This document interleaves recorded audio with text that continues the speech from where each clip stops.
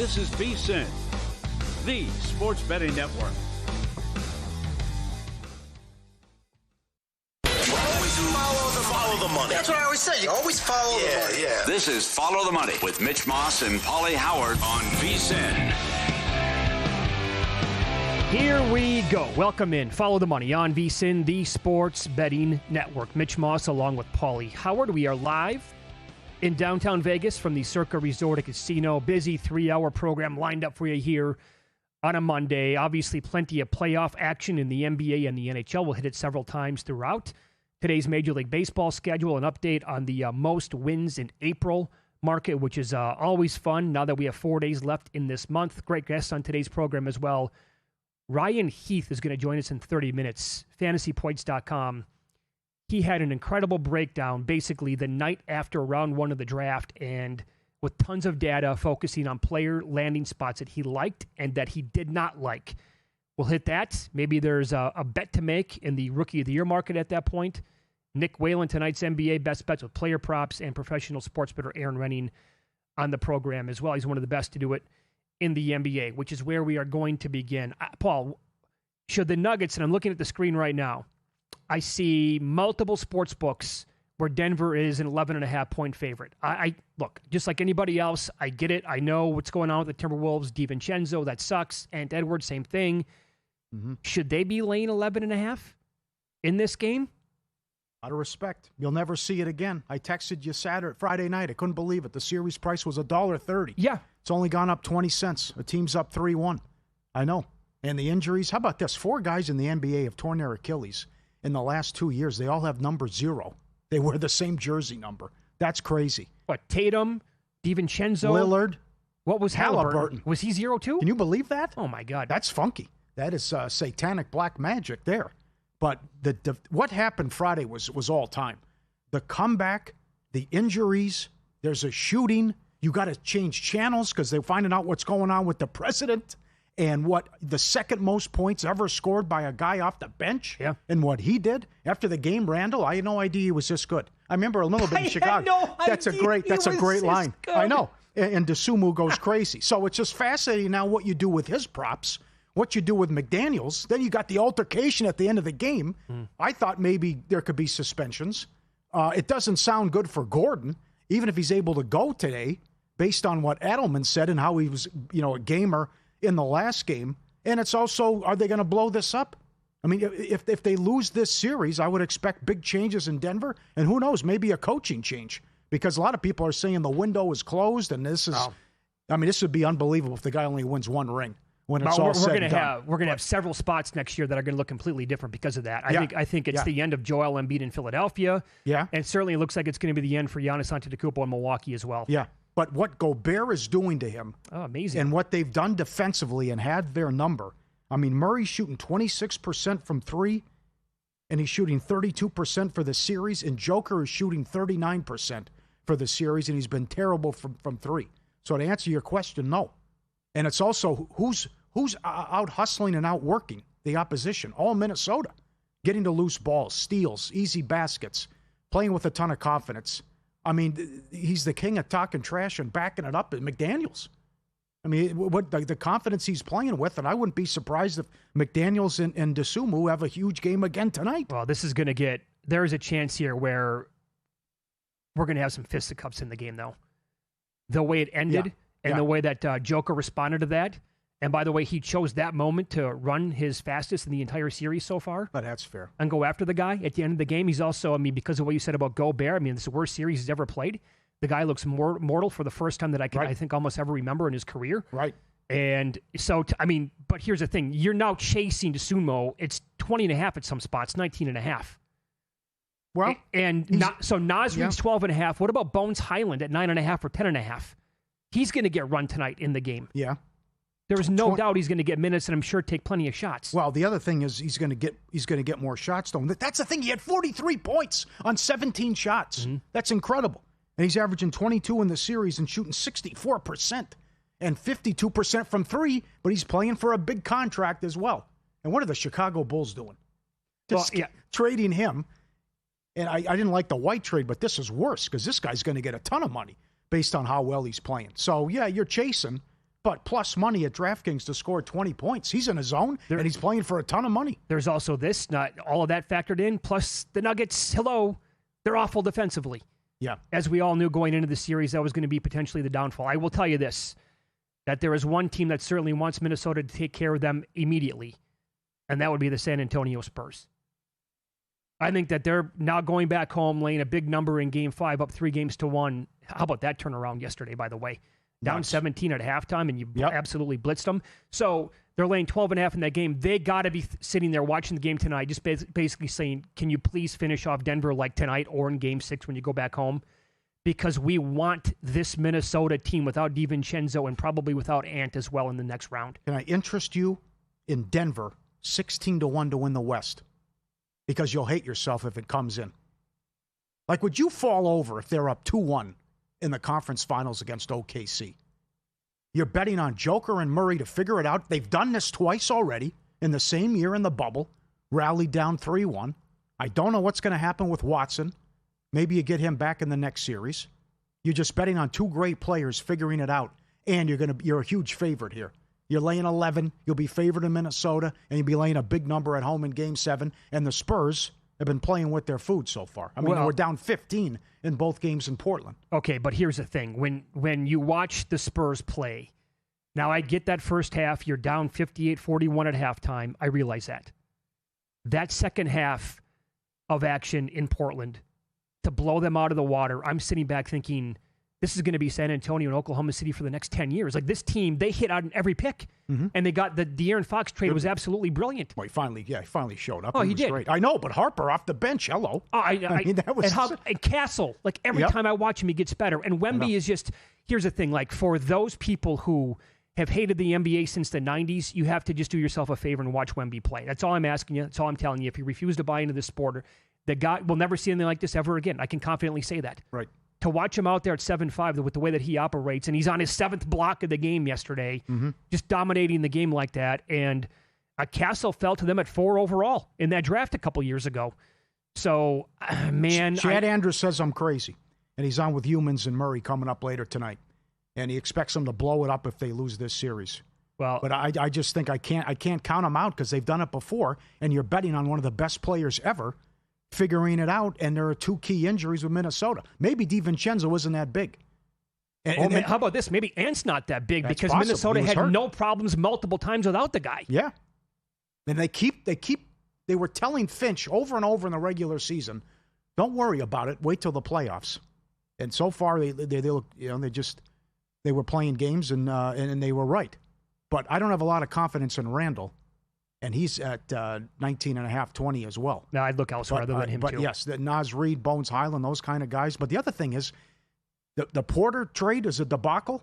Cam Johnson's been terrible. I'll raise my hand on that one. Huh? I did not expect Porter to play that many games, but I thought that was going to be an upgrade based on Porter's back problems, and clearly was not. Right, and you can be angry at ownership. I mean, I don't blame you. That Kroenke's worth $8 billion. He owns Arsenal, the Rams, Colorado Avalanche, and the Nuggets. And they didn't want to spend money and build around Joker, and that's the reason they traded Porter as well. Yeah, and Jamal Murray's made 1 All-Star appearance. Yeah, that's it. That's the only guy ever to play with Joker. Yeah. Now, there is this angle as well. This is from BetLab Sports. Home playoff favorites off of 3 straight up in ATS losses. 12-3 ATS since 2012, 1-0 this season. That would be Denver laying the 10.5, 11, again, 11.5's out there as well. And I'll tell you another one for tonight. I'm like, there's no way I'd lay with Denver, though. I wouldn't. Mm-hmm. Can I interest you in a little Detroit Pistons action tonight? No way. I like the Magic again. I knew it. But here's the problem. Yep. The extender is on the series, my friend. Foster's Scott alive Foster, and well. He got the call. Got that. Well, what's Duran going to do? I mean, for this guy, and he was the favorite most of the year to win Most Improved, and for him to put up 23-9, and he's averaging 9-6 in the series and getting thoroughly outplayed by Carter Jr.? No way. No way. And Tim Bontemps from ESPN had a good point. If you're playing pickup ball and you're drafting a team, you're probably getting to 5 Orlando guys before you get to 3 Detroit guys.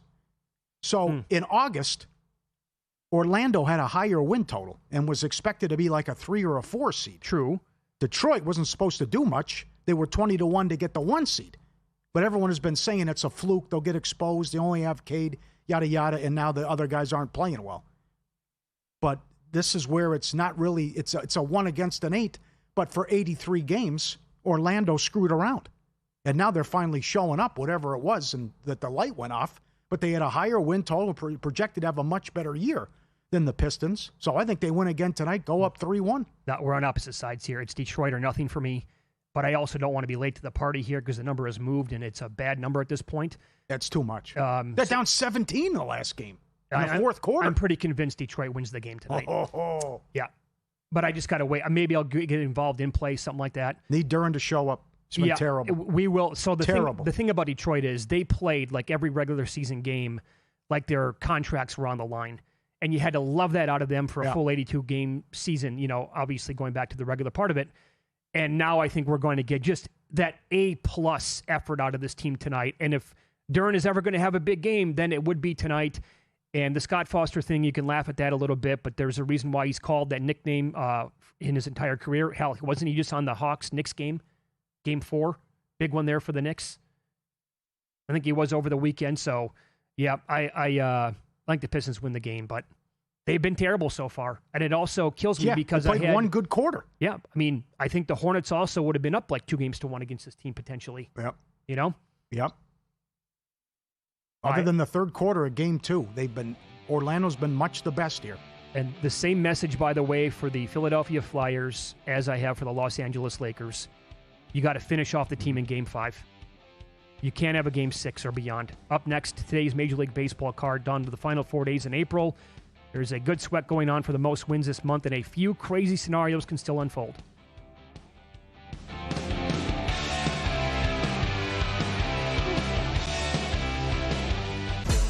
Get VSiN Pro for just $9.99 for your first 30 days and start betting with the edge serious bettors rely on every day.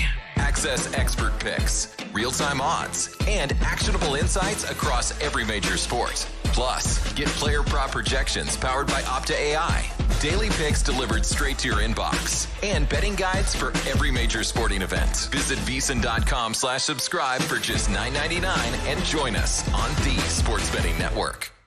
This is VSiN, a network of sports betting analysts, writers, hosts, and handicappers, all here to help you become a more confident bettor. We broadcast live every day from Las Vegas, the sports betting capital of the world, and from studios across the country, giving you insight from every angle of the action. Take VSiN with you wherever you go with the VSiN Watch app, or catch us on streaming platforms and regional sports networks. You can also listen live on SiriusXM channel 158 and on radio stations nationwide. Check out VSiN.com as well for betting tools, exclusive betting splits, AI-powered player prop projections from Opta, pro picks for every game, plus in-depth betting guides and articles built to give you an edge. From sharp betting analysis and daily best bets to insider interviews and expert breakdowns, VSiN is your trusted source for everything happening in the world of sports betting. See everything we have to offer at VSiN.com and become part of the Sports Betting Network. Responsible sports betting starts with a game plan. That means stick to a budget. Keep it social by playing with friends. Learn the game and know the odds. Play with trusted legal operators. And if you need help, reach out. If you're getting in on the action, visit haveagameplan.org to learn more.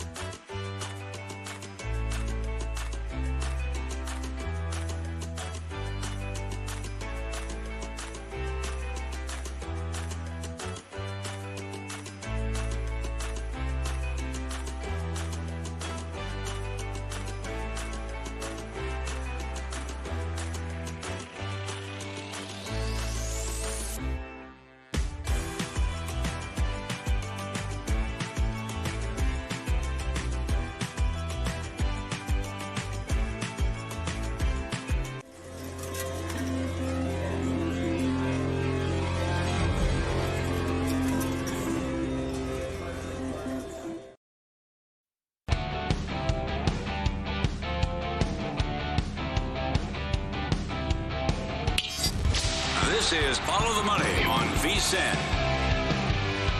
Today's baseball card here, no day games. They're all a little bit later on in the evening. I'll point this out. Only 4 days left in April. We talk about this a lot. We bet on it every single month.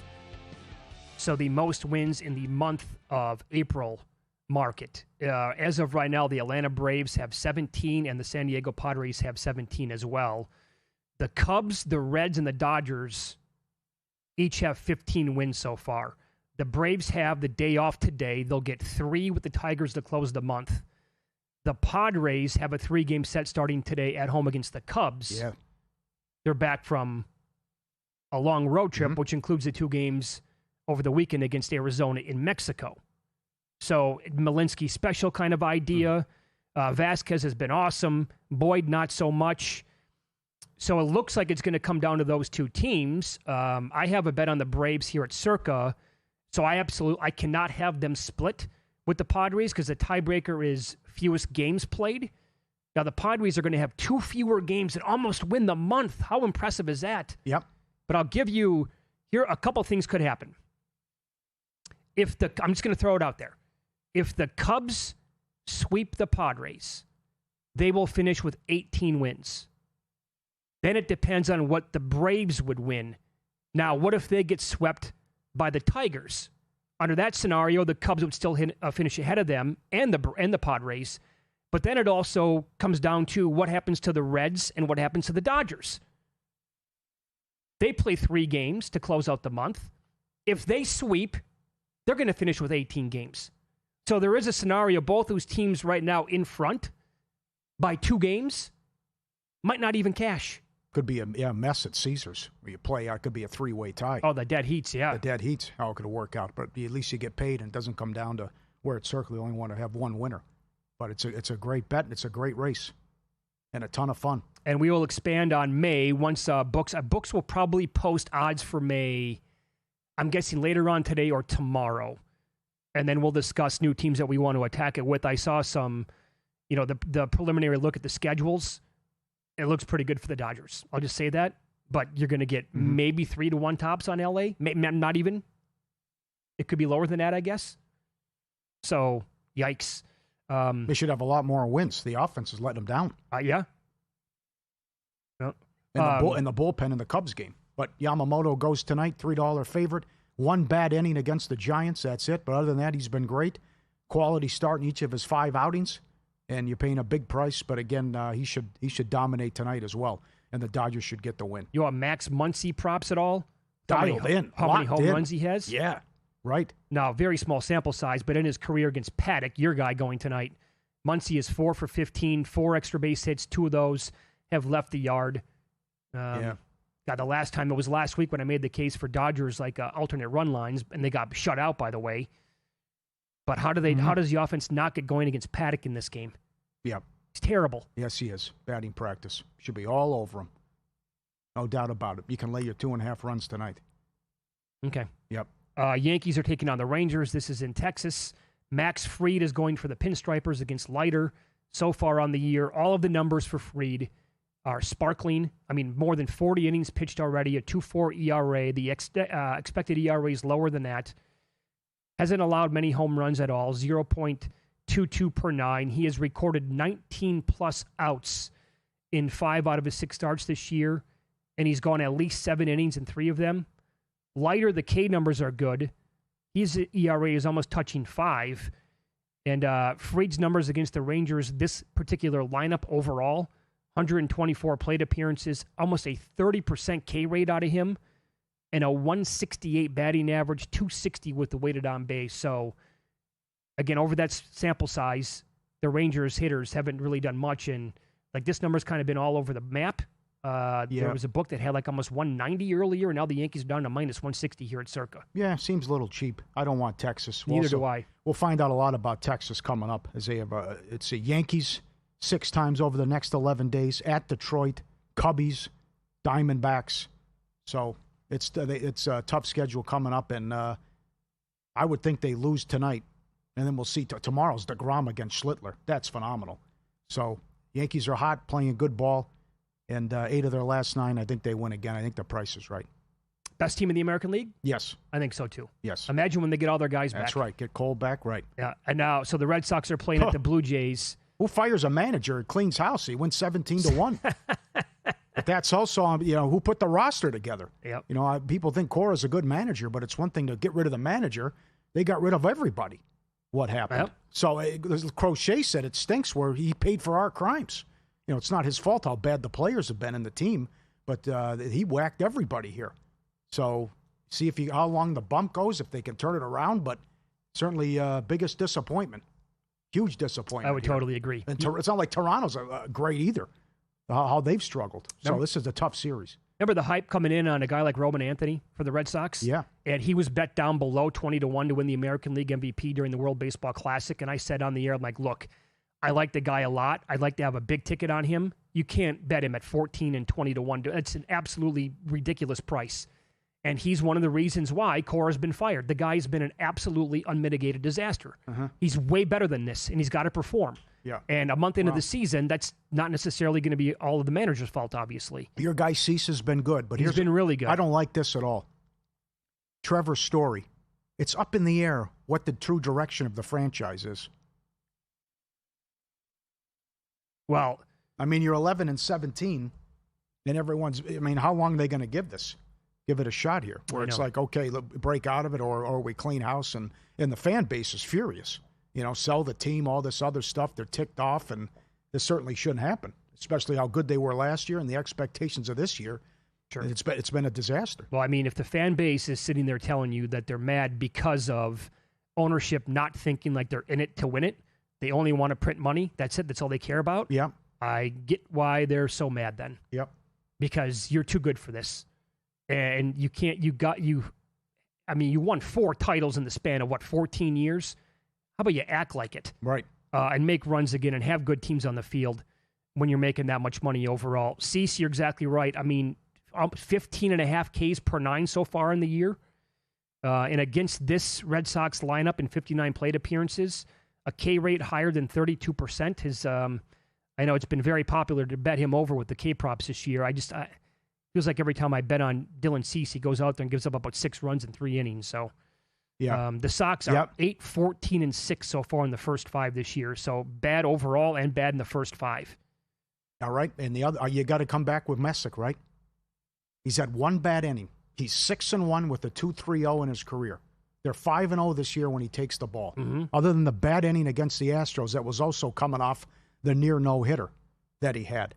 Lowest ERA since August of 2025. Skeens, Yamamoto, Fried, Schlittler, Skubal, Parker, Messick. The real deal, this kid. And seems a good price against the Rays as well. And I think they get him some run support against Mats. So this has been a great story, what he's doing. They're 10-14 when anyone else starts. And he's been so good this year and in his career that this is the 4th lowest ERA in baseball as well. Sure. Soriano goes tomorrow. Looking forward to that. Yep. But he's got so many different pitches. I like his delivery. He's got great mechanics. And these stats and numbers don't lie. No, They're would telling agree. a great story what he's doing. He's one of the best pitchers in baseball. Yep. I'll give you some other streaks as well right now. The Twins are 0-6 in the first 5. Some K streaks. Fried going tonight, but starting pitchers are on a 10-2 under run with their K prop against Texas. Starting pitchers are 9-2 under against Colorado, 5-0 under against Boston. That speaks into the Dylan Cease prop for tonight, and 6-2-1 under against Arizona. Well, how bad is it for the Mets and the Phillies right now? I mean, to get swept by the Rockies? Yeah. Braves can run away and hide. And they are. They scored 1 run, right? What'd they get in the doubleheader? 2 runs or something? Mm-hmm. It's an embarrassment. So there'll be more changes coming. I wouldn't be surprised if the Mets and the Phillies fire their managers. And I don't know what Cora was to cash, but I'm sure that was a big ticket. Sure. First guy fired, too. Well, I wonder what a parlay would have been on the Mets and the Phillies to miss the playoffs. Yeah. 6 teams get in. It seems like it'd be almost impossible for both of those teams to miss. Check out the VSiN Daily Diamond, sharp daily baseball betting insight all season long. It's Jensen Lewis and Dave Ross, and they break it all down. Lines, totals, props, and futures. Subscribe to the VSiN Daily Diamond wherever you get your podcast, and search VSiN for the full podcast lineup.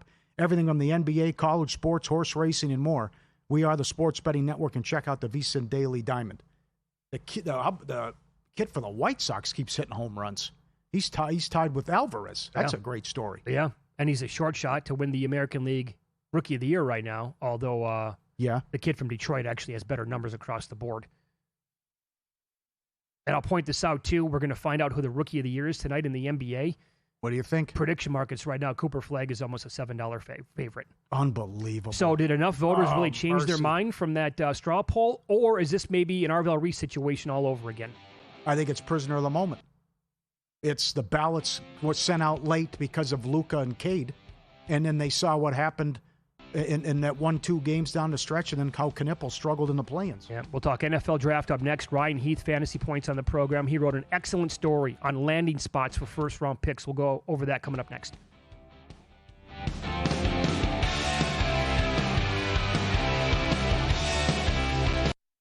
As sports fans, we may cheer for different teams, but there's one thing that we can all agree on. We want the game to be big. And with 3 levels, 30 cabanas, a 143-foot screen, 6 clean pools, and endless cold drinks, it doesn't get any bigger or any better than Stadium Swim in Las Vegas. All sports, all seasons. It's more than a pool deck. Stadium Swim. It's the only thing like it in the world. Elevate your sports betting game with VSiN's exclusive betting splits. Stay ahead with real-time market trends and track bet percentages on any matchup, then uncover the edge by comparing them to the amount of bets placed to find out where the sharp money is headed. Upgrade to VSiN Pro to access betting splits, live odds, line moves, power ratings, and in-depth game analysis. Go to vsin.com/pro to join VSiN, the sports betting network.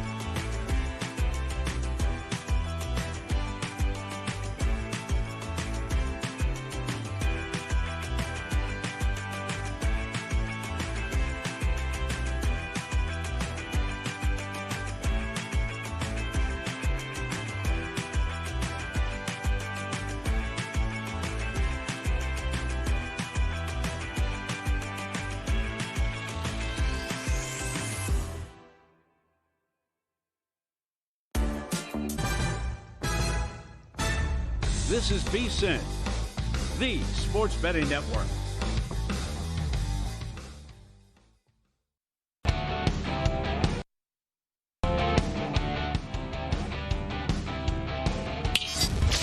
This is Follow the Money on VSiN. All right, so now that we're beyond the NFL draft, many ways to look at the players who were selected over the course of the entire event moving forward. This could be a fantasy angle. It could be with player props that are available already to bet on. It could be for offensive or defensive rookie of the year.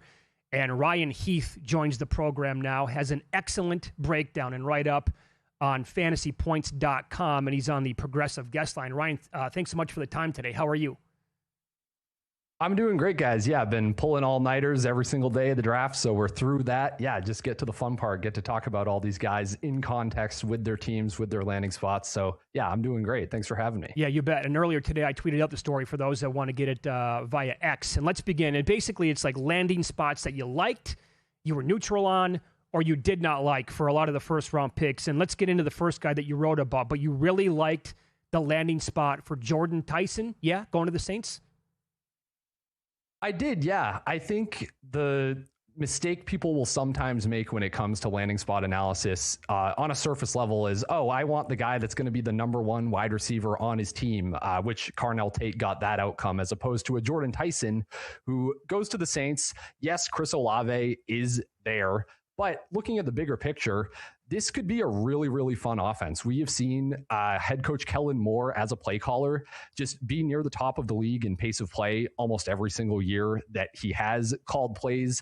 It could be a pass-happy offense, and there's just little in terms of ancillary targets to kind of distract around from Jordan Tyson. He's going to get to win across from Chris Olave. I just think it's a really good spot for him schematically, opportunity-wise, and he's a player I was a really big fan of pre-draft. Was happy to see that the medicals didn't ultimately cause a slide for him. So, yeah, he's someone that I'm pretty fired up about. Okay, you mentioned him, and he was the first wide receiver selected. I don't think you love the fit for Tate. What do you think he's going to do?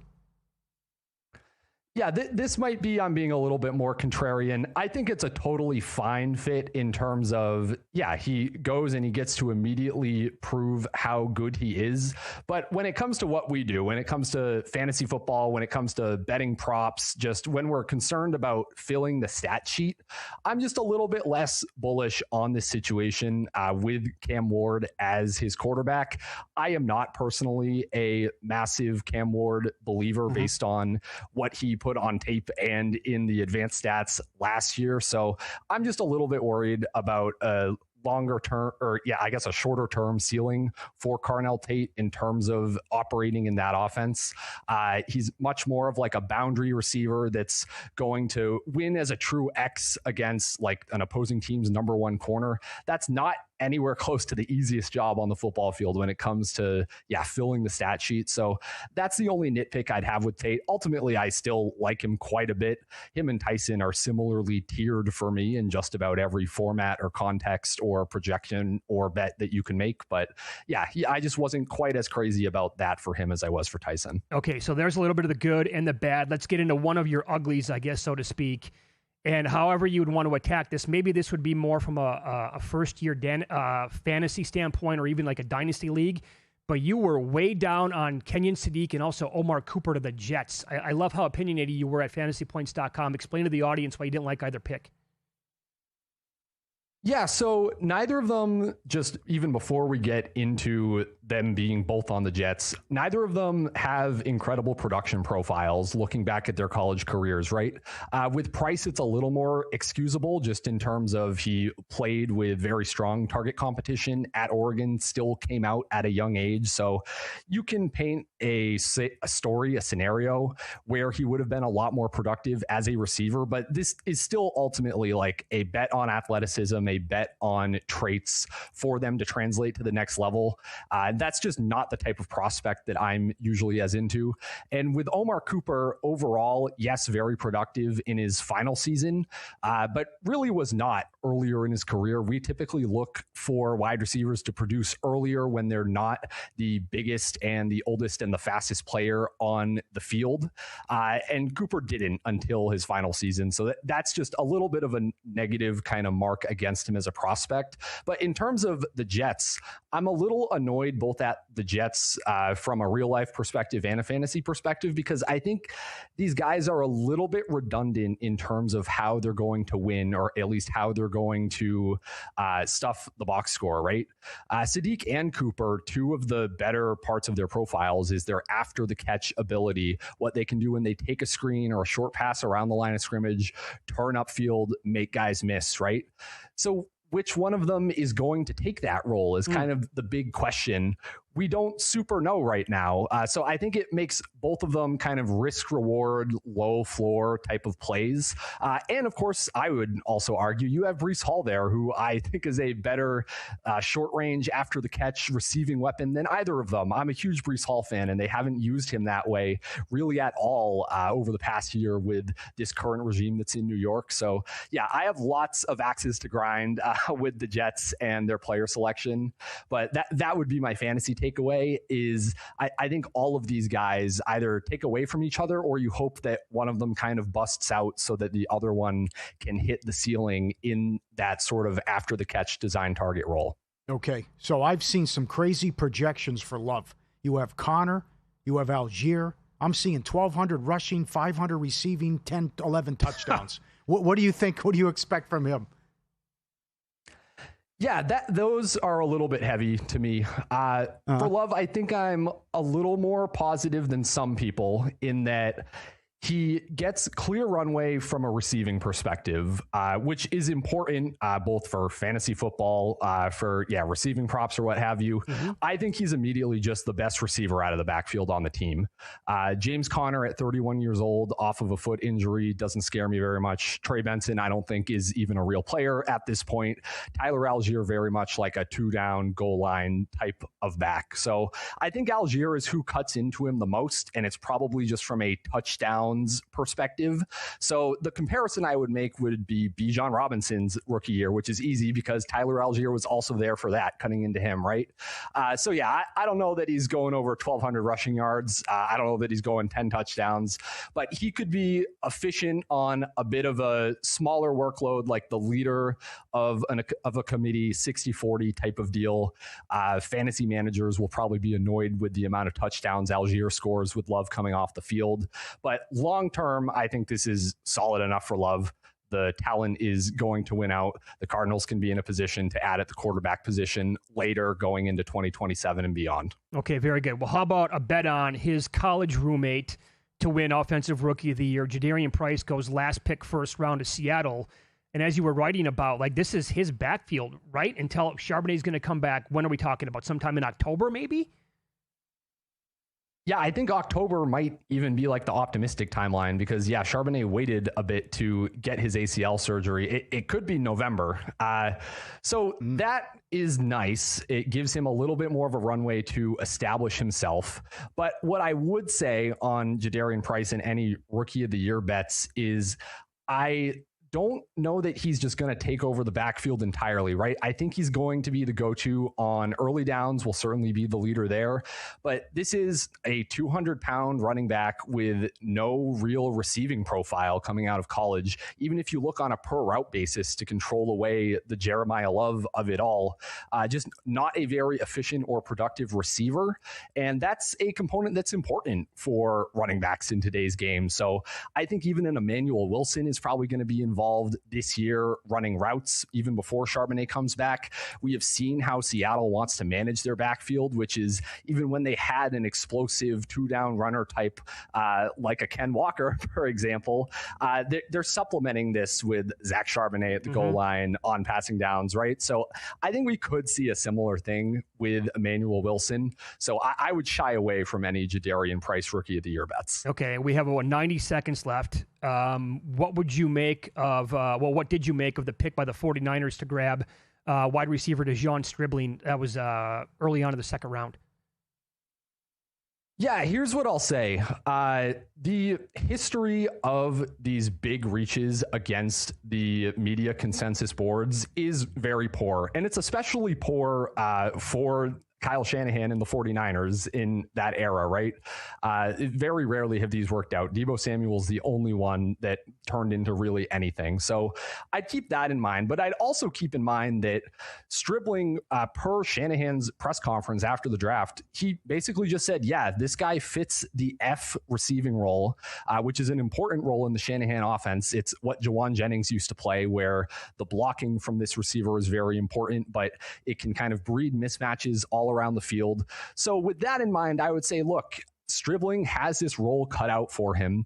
He is not going to wash out of the league, even if he's not a productive receiver immediately in a way that someone like a Xavier Legette looks like he's going to do, right? So Stribling's going to stick around in San Francisco. Such a time could come where Kyle Shanahan decides, yeah, let's get this guy 8 targets a game, as literally happened with the Jawan Jennings. So I'd leave that door open. I'm not overall impressed by Stribling's prospect profile, but yeah, just the spot really brings him up and makes him a riser. You can read Ryan's entire article at fantasypoints.com. Follow him on X at RyanJ_Heath. It was awesome, man. Thanks so much for the time today. We appreciate that.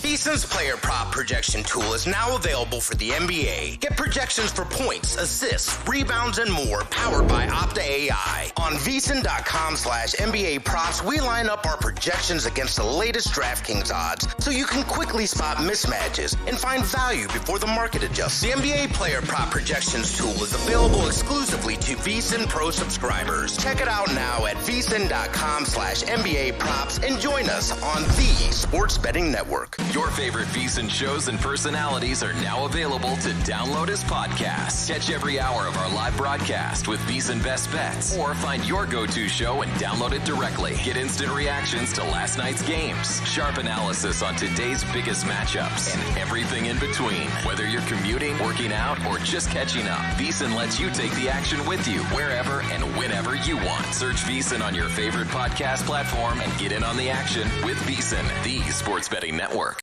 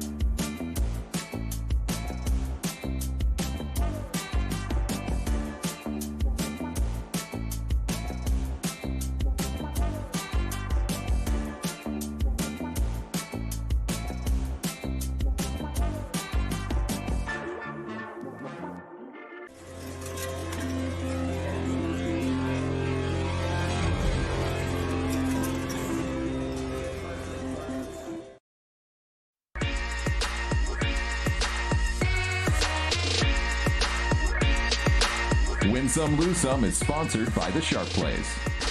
Were you a winner last night? Wow, winning. Or was it a rough one? Well, they can't all be winners, can they? Loser! You're a loser! Paulie Howard recaps the night in sports betting in Win Some, Lose Some. Rookie of the Year later today, Friday, when we got off the air, Alexander Walker, most improved, 200-1. Went from 9 points a game to 20 a game. Friday night, an all-timer. Lakers 40-1 in play at DraftKings. Second team in 29 years to win, down 6+ with 30 seconds. Teams were 1,713-1 the last 29 years in that spot. How about the Lakers? I thought that was going in. LeBron had the game-winning shot. They blew the lead in less than 20 seconds. They didn't even get the last shot. Yeah. With the ball up 30 seconds. With the ball. That's incredible. And then the silly foul. I mean, the turnover was bad enough. But then fouling Smart, and then another turnover, and then they don't even take the last shot. And the Lakers win in overtime. Most assists in that game. Smart 10-1. Most threes, Smith 8-1. Friday, Holiday and Scoot. Most threes, Scoot was 10-1. Most rebounds, Edgecombe was 10-1. Saturday, Suns Thunder. Most three-pointers, Brooks 7-1. Most points, Bain plus 550. Knicks, Hawks. Everything cashed. Big ones. Most points, OG 15-1. Most rebounds, 40-1. Tied with Cat. Cat most assists 30-1. They changed how they played, and Cat being more of a facilitator and dumping it down to OG. Brown said it wasn't by design. It was more on Cat. Just take what's going on. Well, you can't. Mike Brown, tremendous basketball coach. You can kill them down low anytime you want. They don't have size. Yeah. Why is this series tied at 2? Both wins by Atlanta by 1 point, and the Knicks have blown them out in the other 2. I mean, it's crazy. I know. Cat was 40-1 to have a triple-double, because he was awesome. Yesterday, most points, Celtics, Sixers. Your guy Pritchard, 35-1. He was plus 850, most threes. And Friday night, Fox was, no, that was last night. Fox was 7-1, most points in the Spurs game. Subscribe, be part of the team, VSiN.com, our radio and podcast friends. You always want to see these tweets and videos at Paulie Does Vegas on Instagram. Send them in, we'll put you on. This was all the rage over the weekend. A bettor at the Hard Rock won almost $2 million on a $30 6-guy home run parlay. Surprised they take that, what the risk was, but then again, I guess you're shocked that he hit it. A couple big names in there. Chisholm, Kurtz. He goes 6 for 6. $30 pays almost $2 million. Does that math add up? That's incredible. Man, there's a big $30 is going to pay $2 million. I saw this like wildfire, but yeah. I mean, that's there's a 7, there's an 8, there's a 6, there's a 5, there's a 5. Yeah, I just did it on the VSiN parlay calculator. Comes up to that. Yeah, okay. I don't know about that. Would you retire betting at this point? What would you do? You're never going to top that ever in your entire life. No. And how much are you paying on taxes, by the way? I would also say it should pay more. You have to go. You can't miss one guy. They all have to hit home runs, and they're not all huge names. So it was more than 6,500-1. Oh yeah, okay. It's an amazing hit, and you're going to have the story now for the rest of your life. Yeah. No wonder why that was all over the weekend. Like this was too at the draft. The Saints tweeted this out as well. Look at the dog, okay, at the draft party. Couch is full. He's looking around. Boy, I could really like to sit down. Had a long day, right? Celebration, okay. You're going. You're drafted. Now look at him, okay? Guy's moving. All the excitement, right? This guy's standing up. I just need one more person to get up. Trying to come in, right? Trying to come in. Pats him on the head. Now he stands up. Now you got your spot. Now there it is. The whole thing mapped out. 3 guys stood up. Dog comes in. I'm good now. What are you going to do? I'll take up the rest of the That's all he wanted. There it is. A little sliver of the couch. He's got the whole thing now to himself. He's on the couch just waiting the whole time as everyone stands up. Hey, lose it, you lose it. It's me. That's my spot now. Lose some. Megan Thee Stallion. What happened? Klay Thompson, man. Come on. He bought her a $400,000 car for her birthday. You meet the family. I don't know. I've heard so much about the story that I don't know what to believe. Yeah? Yeah. She says he cheated on her. I understand that. We also go back his history. He was dating this guy. It's the Chris Rock bit. A man's only loyal as his options. I mean, this guy was dating a supermodel, and she put him on blast, too. She walked in on him in bed with another woman. Yeah, clearly there's going to be, he's never going to be satisfied here. I mean, if they were living together, I thought. Oh, my God. The amount of time I've watched her twerk on Instagram, and he's not satisfied with that. I know. Okay. I know. Okay. It's a bad beat all the way around. How about a lose some here? Haas sent this in before the show. It's great work by Haas. Oh, he's sitting at the table, right? Table games? And this lady takes her shoes off and puts it up on the chair while she's playing. And he just incognito, Columbo, I'm going to take a picture right here of you, put you on Front Street. Good job, Haas. Living in a society. Look at that. She got a bag or something and just sitting there and takes her shoes off while she's playing cards at the casino? Putting her feet up? Sure. Unbelievable. Why don't you just pick your toenails, too, while you're at it? Man, I love it. Drop them on the floor. I love he took a picture. He's sitting right there of her. Excellent. Awesome. Some bad beats. Obviously, Lakers, Rockets under in Rockets. Money line and Rockets spread on Friday. Carolina, Ottawa, doozy. Under 5.5 or 6 Saturday. 2-1 with 2:30 left. 2 empty net goals, and Ottawa scored. 3 goals in the last 2:30. That's the perils of an elimination game. Yep. Goalie comes out, he stays out. Oh, that hurt. The Kings pulled the goalie with 5 minutes left in their game. But they gave up once it was 5-1. Yes. But I'm like, here comes another one. Brutal. Sharp plays. Jeff and the crew been with us since day one. Pulling in selections and intel from over 500 pro bettors and sources worldwide across all sports. They send the info to subscribers in real time. The daily Mr. Poison tweets. Check it out. Connected. Does an excellent job. Start winning with them. Respected, watched, and feared. Sharpplays.com. Point out a little bit of a controversy on Friday night, round 2 of the NFL draft. Okay. Did you see what happened here? The Buffalo Bills were on the clock. Now, Matt Humans made a case that betting the Bills at around 8-1 for their first position drafted to be a linebacker it made sense to him, and it made sense to me as well. I bet that. He bet it. I think several others bet it as well. So when the person comes out to announce the 35th, and he said 35th? Did you see that? No. With the 35th pick in the draft? I had the sound on the basketball. I was like, okay. Yeah. He announces the Buffalo Bills select linebacker TJ Parker from Clemson. The official, what you're looking at right now, and this is for the radio audience as well, I'll explain it. Up on the screen, we have the official tweet from the NFL draft account. Round 2, pick 35. Bills select Clemson linebacker TJ Parker. Should be a winner. Okay. Graded as an edge. No. Linebacker bets were losers. Oh. Edge bets were winners. Can somebody explain that one to me? Because they also sent out a link, and when you click on NFL.com, when Parker pops up, it says Edge. So they must be going by the official NFL website, but not the Twitter account, nor what the guy actually said on stage. Huh. But how is there that big of a disconnect? I get it, they're kind of similar positions, but you announce linebacker, and on their official X account, it actually says Clemson linebacker, and that's a loser. So that was not fun. No.